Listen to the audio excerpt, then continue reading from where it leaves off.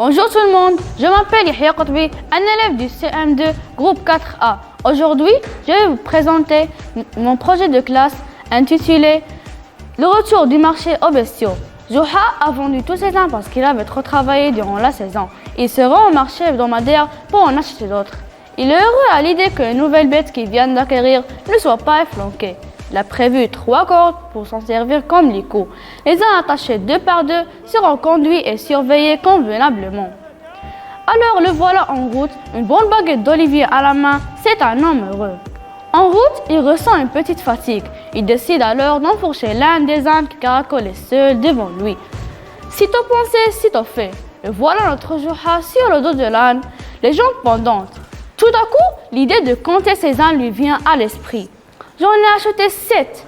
1, 2, 3, 4, 5, 6, 6. Mais il en manque un. Il se retourne pour voir si la bête ne s'est pas attardée. Mais rien, aucune trace. Il recompte encore et encore.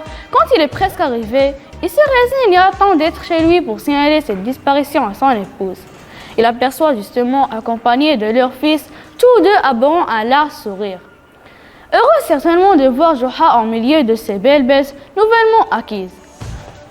Mais Juha représente une mine renfrognée, le front barré par de nombreuses rides. Que t'arrive-t-il, Juha? Es-tu malade? Dis-moi, je suis inquiète, lui demande son épouse.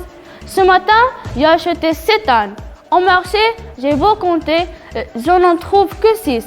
J'ai recompté encore et encore, j'en n'en vois que 6, lui répond Juha tristement.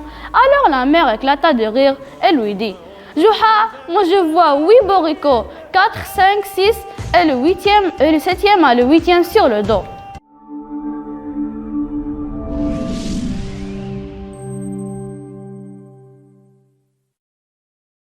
Salut tout le monde, je m'appelle Anas Rachim, un élève de CM2 groupe 4A. Aujourd'hui, je vais vous présenter mon projet de classe intitulé L'habit ne fait pas le moine. Un jour, Juha alla au bain public, mais on ne le traita pas comme il aurait souhaité. On lui donna un vieux peignoir de bain et une serviette élimée. Il ne dit rien et donna une pièce d'or à chacun des hamamji qui se sont demandés d'avoir été traités par modeste vêtement. Une semaine plus tard, il revint au même établissement. Il fut chaleureusement accueilli, chacun rivalisant avec les autres pour lui offrir le meilleur service possible. En sortant, il donna un tout petit pourboire. Comment dire les employés? C'est semble ridicule à ce que nous t'avons offert. Ceci, répliqua Juha, c'est pour la manière dont j'ai été traité la semaine dernière.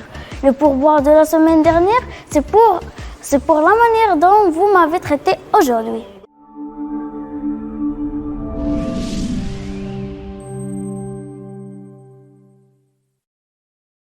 Bonjour tout le monde, je suis Nirma Rassouli, une élève de CM2.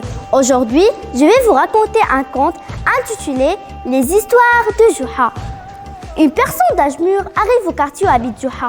Il y a là un homme qui somnole adossé à un mur, profitant d'un beau soleil. Que le salut soit sur vous mon frère, que le salut soit sur vous aussi. Je suis bien dans le quartier où habite une certaine personne nommée Juha. L'homme a demi les yeux et répond nonchalamment aux visiteurs. Oui, c'est bien là, mais un peu plus loin. Que lui voulez-vous? J'aimerais bien le connaître. On dit que c'est un malin et un drôle de bonhomme. Pourriez-vous, s'il vous plaît, m'indiquer le lieu exact de son habitation?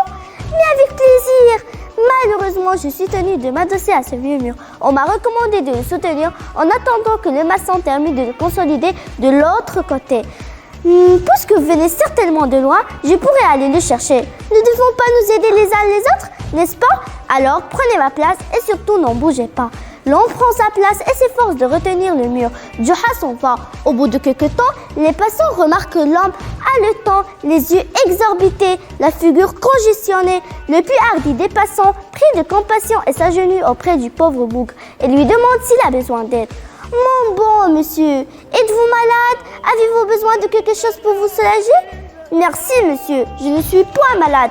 J'attends quelqu'un qui a accepté d'aller chercher Juha, mais à condition que je tienne ce mur pendant son absence. Eh bien mon cher ami, c'était Juha qui se jouait de vous. Relevez-vous et allons au café prendre un jus ensemble. Vous n'êtes pas le premier et vous ne serez pas le dernier qui a été berné par ce renard connu sous le nom de Juha. Et merci.